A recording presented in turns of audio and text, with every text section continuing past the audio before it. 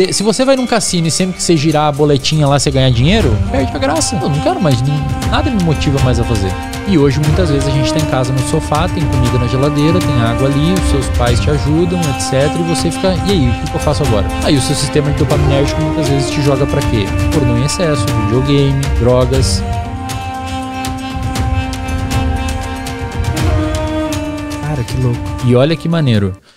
Eu comecei a estudar esse neurotransmissor chamado de dopamina, por quê? Primeiro porque ele tem essa função modulatória, tá? Então ele consegue mexer, cara. A dopamina é como se fosse você pegar um plástico e você esquentar ele. Você pode remodelá-lo da forma que você quer. É isso que a dopamina faz no seu cérebro. E ela é um neurotransmissor incrível, é fascinante. Por muito tempo se achava que a dopamina tinha relação com prazer. Então, por muito tempo, não é totalmente errado essa visão, mas na realidade parece que a dopamina tem mais relação com motivação. Então, o que acontece? Tem alguns experimentos bem maneiros que fazem o seguinte: você pega um animalzinho de laboratório e você destrói neurônios dopaminérgicos desse animal. Esse animal ele é capaz de sentir prazer. Então, se você bota esse animal no ladinho de uma alavanca, onde ele clica na alavanca e vem comida ou vem cocaína intravenosa nele, ele fica clicando a alavanca. Ou seja, mesmo sem dopamina, o animalzinho faz aquele comportamento para obter recompensa. Só que se você movimenta o animalzinho um corpo de distância, literalmente, você movimenta o animal um corpinho dele pro lado, ele já não caminha até a alavanca para clicar a alavanca de novo. Entendi, então ele não tem a motivação necessária pra chegar lá e sentir o prazer. Ele sente o prazer. Se ele tá aqui, ó, o animalzinho, depletou os neurônios dopaminérgicos, ele pega a comida e come. Ou clica na alavanca pra ter a cocaína injetada na veia dele. Só que se você move, é massa os estudos, você pega o animalzinho com a mão, bota ele um corpo de distância da alavanca, ele já não clica mais na alavanca. Cara, que porque a dopamina foda. tem a ver com ele ir até a substância. A dopamina tem a ver com quando você quer buscar um prazer que está fora do seu corpo. Um prazer que está ali na frente, um prazer que está longe. Eu já falei isso em outros lugares, mas vou falar aqui para a galera que não me conhece. Tem um outro experimento muito clássico que determinou esse papel da dopamina na motivação e não necessariamente no prazer, que ampliou ainda um pouquinho mais isso. Tá? E aí agora eu vou entrar no porquê que eu comecei esse desafio de 75 dias. Uhum. Experimento, eles pegaram um macaquinho, ensinaram ele a ficar sentadinho numa cadeira e tal. E eles deram um suquinho de laranja pro macaquinho. É um experimento do grupo do professor Schultz. É um... Cara, hoje no mundo, assim, não sei se ele é vivo ainda, mas é o cara que mais sabe sobre sistema de recompensa e dopamina. Ele tem bons reviews, assim, que ensinam muito bem sobre isso.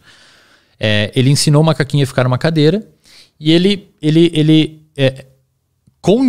ensinou pro macaquinho que suquinho de laranja, maçã é gostoso. Então ele primeiro, antes de mais nada, ele abriu a cabeça do macaquinho e botou um eletrodo lá no núcleo accumbens, que é a região do centro de recompensa no cérebro do macaco.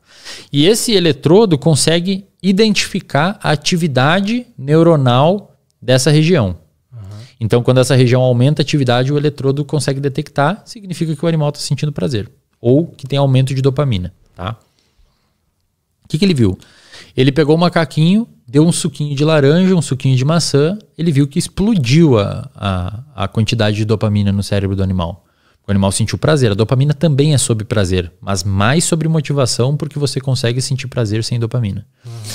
Aí ele ensinou o macaquinho que sempre que acender uma luzinha no teto, ele vai receber o suquinho. E ficou registrando na cabeça do macaco quando que aumentava a dopamina na cabeça do macaquinho. Ele viu que quando o macaquinho enxergava que acendeu a luzinha no teto, a dopamina aumentava muito no cérebro dele. Quando ele bebia o suco, já não tinha mais dopamina. Ou seja, quando o sinal do prazer chegou, a dopamina subiu. Quando ele sentiu o prazer e recebeu a recompensa, já não tinha tanta dopamina. É tipo o iFood. É tipo o iFood, é tipo aquela pessoa que tá assistindo um filme e vê alguém fumando no filme. Cara, quando você vê o gatilho, a sua dopamina explode. E a dopamina faz você pegar o cigarro e fumar. Quando você fuma o cigarro, talvez nem tenha tanta dopamina. Então a dopamina ela é sobre antecipar a recompensa, não sobre a recompensa em si. O que acontece, cara? A dopamina e o sistema dopaminérgico, de uma maneira geral, foi desenvolvida à luz da nossa evolução para viver num ambiente onde não tem tanto sinal dopaminérgico, onde não tem tanta disponibilidade de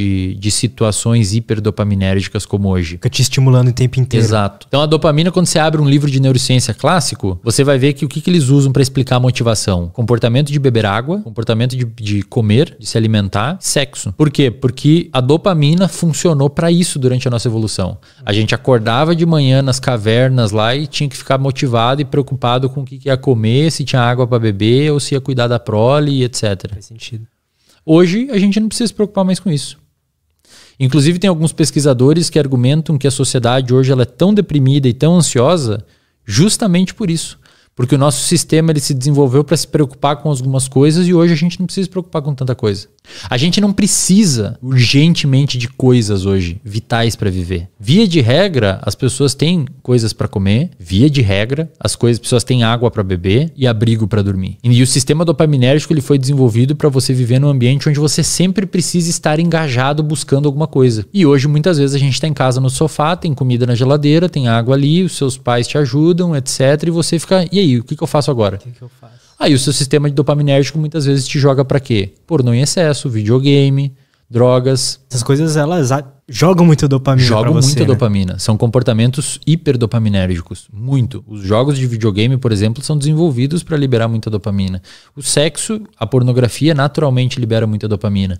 Aí o que eu comecei a estudar, cara? Eu comecei a perceber que, na realidade, quando a gente fala, por exemplo, de um comportamento adicto, de uma pessoa viciada, uma pessoa dependente química, ela é uma pessoa, se você pegar um estudo de ressonância magnética funcional ou PET scan e olhar o cérebro de um usuário de cocaína enquanto você injeta cocaína nele, você vai ver que a ligação da dopamina com o receptor de dopamina é mais baixa que o cérebro de uma pessoa saudável. Ou seja, ocorre um downregulation. O que é downregulation? De tanto você bombardear o sistema com dopamina, devido ao uso da droga, ocorre uma adaptação para baixo do seu sistema. Então o seu basal de dopamina fica mais baixo. É por isso que você sempre precisa ficar buscando aquilo. Por quê? Porque o seu basal está cada vez mais baixo e você tenta desesperadamente aumentar a sua dopamina com a droga, só que ele cai ainda mais. O nosso corpo ele se regula muito assim. Se você come muito açúcar, o seu pâncreas vai liberar muita insulina. E conforme você vai liberando bombas e bombas de insulina, a sua célula começa a criar uma situação chamada de resistência à ação da insulina. E a resistência à ação da insulina é mais ou menos por isso. O receptor de insulina sai da célula e você começa a não ter a ligação de insulina e não ter a entrada de glicose na célula. Eventualmente você desenvolve diabetes. A droga no cérebro faz mais ou menos a mesma coisa, Lutz. Ou qualquer outra coisa que, transforma a pessoa em uma viciada. Isso que é louco. O que acontece? Obviamente, eu tenho que fazer essas ressalvas pra galera não me xingar depois, mas obviamente, você usar cocaína é diferente de você comer um bolo, comer chocolate. Óbvio, pessoal, óbvio isso. Ninguém aqui tá falando que pessoas que comem açúcar são viciadas em drogas. Não. Mas o açúcar, a gordura, a pornografia, comportamentos de uma maneira geral são, sim, liberadores de dopamina. Não num pico tão grande quanto uma droga, por exemplo, uma anfetamina, uma cocaína, alguma coisa nesse sentido. Mas ainda assim, jogos de uma maneira geral, cassino, videogame, etc. Às vezes interação social em excesso, quando você desesperadamente procura por aprovação social, comidas hipercalóricas. Existem alguns comportamentos que naturalmente vão aumentando os seus picos de dopamina. E o segredo é assim, imagina que o seu sistema dopaminérgico, ele tem dois tipos de liberação, tá? Ele tem uma liberação tônica. O que é uma liberação tônica? Os seus neurônios dopaminérgicos, a gente tem relativamente pouco neurônio no cérebro que produz dopamina. É uma das menores vias de todas. A gente tem 5 vias descritas dopaminérgicas no cérebro, uma sexta que ainda estão descrevendo os neuroanatomistas e neurofisiologistas, mas tem 5 vias bem descritas. 3 dessas vias são particularmente importantes para o comportamento de motivação, vício, etc. É a via mesocortical. A via mesocortical, ela vem mais ou menos da sua orelha, lá do centro do seu cérebro, no meio dele, do miolo dele, da sua orelha até o seu córtex pré-frontal, atrás da sua testa. Essa via nigroestriatal, por exemplo, é uma via que tem morte de neurônios de dopamina em pessoas com Parkinson, que resulta em tremores motores. Ou seja, a dopamina, além de te dar motivação subjetiva de querer, tipo, agora eu tô com sede, porque eu almocei há pouco, etc, eu tô com sede. Então a dopamina me leva a sentir a vontade de tomar essa água e ela também permite meu movimento físico para pegar, porque motivação e movimento tem muito a ver as duas coisas. Você geralmente, quando está motivado por alguma coisa, envolve um movimento físico. E isso tudo que faz a dopamina. E a gente tem relativamente poucos neurônios dopaminérgicos no cérebro. As outras vias são muito maiores. E ainda assim, olha o tanto que ela faz, cara. O poder que tem. É muito foda. E essas vias, a gente tem então uma liberação tônica de dopamina. O que é? Os seus neurônios dopaminérgicos ficam... A liberação tônica é assim, você fica tuf, tuf, tuf, tuf, como se fosse um coração batendo. Sempre liberando dopamina. Cronicamente, você sempre está liberando. O dia inteiro. O dia inteiro. E isso muda de pessoa para pessoa. É por isso que tem pessoas naturalmente um pouquinho mais alegres, animadas, etc. E tem pessoas naturalmente um pouquinho mais deprimidas. Por quê? Provavelmente porque essa liberação tônica de dopamina, principalmente na via mesolímbica, provavelmente diminuída nessas pessoas que estão um pouquinho abaixo do normal de humor e aumentada nas pessoas que estão um pouquinho acima. Entendi. E na via mesocortical, que é a que vem para o córtex pré-frontal, essa liberação tônica, quando está deficitária, pode resultar em alguns transtornos. Por exemplo, TDAH.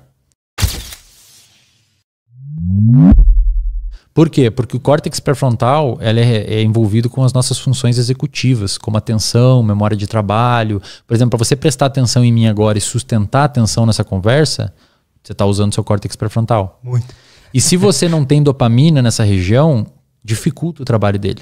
Tanto é que quando você pega um paciente com TDAH que toma, por exemplo, Venvanse e Ritalina, o mecanismo de ação dessas drogas é aumentar o disparo tônico de dopamina no córtex pré-frontal, tá? Só que qual que é o problema? Esse disparo tônico, isso, presta atenção aqui, galera, isso que é muito importante. Esse disparo tônico dopaminérgico, tipo coração, buf, buf, buf, ele mantém um nível basal de dopamina no seu cérebro o dia todo. Sim. Só que tem os disparos fásicos de dopamina. Ou seja, buf, buf. O tônico mantém e tem os fásicos. Esses fásicos só acontecem quando? Quando você faz sexo, quando você precisa de comida, quando precisa de água, quando precisa de abrigo, quando você fugir de perigo, quando você joga videogame, quando você bebe álcool, quando você fuma cigarro, quando você vê pornografia, quando você toma comida, muita bebida rica em açúcar, quando você come comida hipercalórica. Isso são disparos fásicos. Qual que é o problema? Quanto mais você der disparos fásicos dopaminérgicos, mais o seu sistema se down-regula, vai para baixo, e aquele disparo tônico começa a ficar... Entendi. Então, se você tem só prazer, só prazer, só prazer, só prazer na sua vida, na ausência dos disparos fásicos, a sua dopamina é muito baixinha. E isso pode eventualmente resultar em anedonia. E é muito comum na clínica isso, Lutz. O paciente vem falando assim, putz, doutor, eu não sei nada, eu não consigo, eu não sinto mais prazer, eu não sinto mais isso, eu não sinto mais aquilo. Aí você vai ver a pessoa é estável financeiramente, muito bom na carreira dela, já está quase independente do ponto de vista financeiro, mas nada faz a pessoa feliz. Aí você vai ver a vida dela, a pessoa opera só na dopamina fásica. Sai com os amigos segunda para jogar boliche e bebe. Sai com os amigos ali jogar tênis, no dia faz um churrasco. A pessoa ela não vive, prazer, ela não vive o difícil um pouco. Ela não dá um sossego pro sistema dopaminérgico. Aí quando você tira isso dela, é quase como se uma pessoa que usa droga. Fica obviamente não no jeito que uma pessoa que usa droga, mas ela fica anedônica. Então uma viagem com a família pro interior, num sítio que não tem álcool, não tem nada, perde o sentido. Por quê? Porque o cérebro dela gosta muito de dopamina. Ficou muito exigente, desenvolveu tolerância. O contrário disso, então uma pessoa que escolhe sofrer mais, ajuda a manter esse basal um pouco mais alto também ou não? Ajuda, não necessariamente o basal um pouco mais alto, mas ajuda a pessoa a ser mais capaz de sentir muito prazer quando é submetido a alguma coisa simples. E cara, isso acontece, obviamente a gente está falando de extremos aqui, mas o nosso sistema dopaminérgico, ele é mais ou menos assim, ele não foi feito para você ficar bombardeando ele de dopamina sempre. Não pode, porque se você ficar bombardeando ele com dopamina sempre, vai ocorrer esse down-regulation dos disparos tônicos e você eventualmente vai ter mais dificuldade de alcançar o prazer com coisas simples. Então qual que seria o grande segredo? O que a gente chama de reforços intermitentes. Ou seja, você não precisa ficar sem os disparos fásicos dopaminérgicos. Só faz isso com espaços de tempo. Faz uma agenda de dopamina, digamos assim. E cara, isso a gente fala aqui nas questões mais extremas, como, por exemplo, patologias, depressão, vício, etc, né? Mas isso acontece nas coisas mínimas também. O Huberman falou lá, por exemplo, no episódio dele, se você gosta de treinar com música, você fica muito agitado, muito feliz treinando ouvindo música na academia, cara, joga uma moeda pra cima. Se cair cara, você vai pro treino ouvindo música. Se cair coroa, você não vai. O seu sistema dopaminérgico adora um talvez, cara. Lembra do macaquinho que eu falei do suco? Aham. Com o tempo, se o macaquinho aprende que sempre depois da luzinha ele ganha suco, ele para de liberar dopamina quando vê a luzinha. Caraca. Porque a recompensa é certa já. Então assim, primeiro, o que a gente tira disso tudo, né? Leva a mensagem pra casa aí. Dopamina não é sobre prazer, é sobre motivação. Dopamina é sobre a antecipação do prazer. Então o macaquinho que sabe que vai ganhar o suquinho quando acende a luz, ele libera bastante dopamina quando vê a luzinha. Quando ele ganha o suco, ele já não libera tanta dopamina. Assim é com a pessoa em casa que quando pede a pizza no iFood, chega a pizza, ela já nem tá tão mais motivada a comer a pizza, às vezes até se arrepende de ter pedido, porque pediu, eu quero a pizza, eu vi a pizza no filme, e aí pede uma puta pizza, e chega a pizza, ela fala, caramba, por que eu fiz isso? Dopamina. Ou seja, a sua dopamina já baixou, você não tá mais motivado a comer. Foi o gatilho que liberou a dopamina. E o macaquinho que aprende que sempre que depois que acender a luzinha ele ganha, a luzinha já não libera mais dopamina no cérebro dele. Se você pega um grupo de macaquinho e bota 50% das vezes que acender a luzinha ele ganha o suquinho e 50% não, a dopamina aumenta ainda mais do que antes. Porque a dopamina é sobre novidade. Tipo assim, ele fica, será que agora que acendeu a luzinha eu vou ganhar aquele suquinho de laranja? E a dopamina explode, cara. Ele quase quer sair da cadeira. Então a dopamina é sobre tipo assim, é sobre você antecipar uma possível recompensa que vai vir. Isso é dopamina. Entendi. O que os cassinos fazem, Lutz? Os cassinos trabalham muito bem com o sistema dopaminérgico, principalmente com esses reforçamentos intermitentes. Eles não... Se você vai num cassino e sempre que você girar a boletinha lá você ganhar dinheiro, perde a graça. Eu não quero mais, nada me motiva mais a fazer. Ou sempre ganha recompensa. Agora, se você talvez girar na alavanca, se você girar a alavanca e talvez ganhar uma recompensa, seu sistema dopaminérgico vai ficar louco. Então, botando isso em termos práticos, como o Huberman falou lá. Cara, se você quer treinar ouvindo música, eu gosto muito de treinar. Escuto Racionais, Djonga, adoro escutar música enquanto eu treino, me ajuda muito. Só que ultimamente tem dias que eu não escuto de propósito. Aí você vai pensar assim, pô, mas você tá boicotando seu treino? Não, eu tô usando o sistema dopaminérgico a meu favor. Cara, eu acho que eu percebi isso. Eu tava treinando sempre, porque eu sabia que aquele estilo de música me dava pump direto. Depois de um mês treinando, parou. Exato. Nem tinha mais vontade de ouvir. Dopamina adaptou o sistema. Agora, se você joga uma moedinha pra cima, se cair cara, você treina com a música. Se cair coroa, você não treina. Que foda. Cara, todo dia você vai querer jogar a moedinha e vai ficar tipo um friozinho na barriga. Cai. E aí caiu, e você vai poder ouvir a música, você vai ficar muito feliz, cara. Pois é.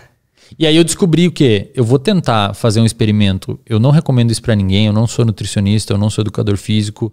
Eu estou aqui apenas como uma pessoa física, não profissional, falando sobre o que eu fiz.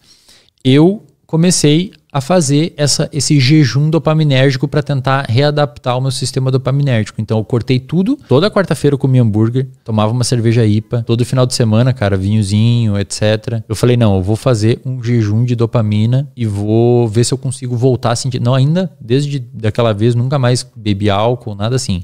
Algumas coisas que eu notei. Eu não gosto tanto de álcool quando eu achava que eu gostava. E de hambúrguer e pizza. Sinceramente, não. Quando eu me estresso muito, me dá mais vontade de comer. E tem bons estudos que mostram por quê. Lembra das duas vias, a mesolímbica, que é a via, digamos, mais emocional, mais rápida de dopamina, e a mesocortical? Uhum. A mesocortical é a via que faz assim, Lutz, cara, você entrou numa dieta e tá treinando. Você quer chegar no verão com corpo X. E você tem um hambúrguer na sua frente. A via mesocortical dopaminérgica é a que faz você não comer o hambúrguer em prol de uma recompensa lá na frente. Entendi. A via que vem pro córtex pré-frontal é que fala assim, eu não vou comer agora esse doce porque eu quero perder peso, que vai acontecer ali na frente. A via mesocortical, ela permite que você atrase a recompensa. A via mesolímbica faz você comer o doce na hora. Faz você ser mais impulsivo. Tanto é que tem bons estudos que os caras fazem. Você bota eletrodos aqui no córtex pré-frontal do pessoal, nos estudos, e faz uma estimulação magnética transcraniana. Ou seja, você estimula o córtex pré-frontal desse pessoal por fora do crânio diminuindo um pouco a atividade dessa região. E bota essa galera jogar poker, por exemplo. Cara, eles ficam muito impulsivos. Eles não conseguem controlar, tipo assim, não, eu vou segurar essa mão pra tentar na próxima, eu vou esperar pra ver se depois eu consigo. Eles ficam muito impulsivos. Se você fizer isso e botar uma pessoa comer, a pessoa fica muito impulsiva, come demais. E quando você tá estressado, tem bons trabalhos publicados, principalmente na Cell, na Cell Reports, que é uma revista sensacional de ciência, mostrando que quando o cortisol aumenta demais, que é o hormônio do estresse, a função do córtex pré-frontal tende a diminuir. Então, quando você está muito estressado, você meio que desliga a região do cérebro envolvida por controlar os seus impulsos. E a de recompensa. E aumenta a de recompensa. A de recompensa imediata. E aumenta a agressividade. Quando você está estressado, a sua agressividade tende a aumentar. Né? Inclusive, se você pega um ratinho de laboratório e estressa ele, a primeira coisa que ele vai fazer é atacar o amiguinho. Porque o comportamento agressivo diminui o estresse. Isso explica muita coisa de muita gente estressada que quebra coisa, etc. Né? A agressividade diminui o estresse.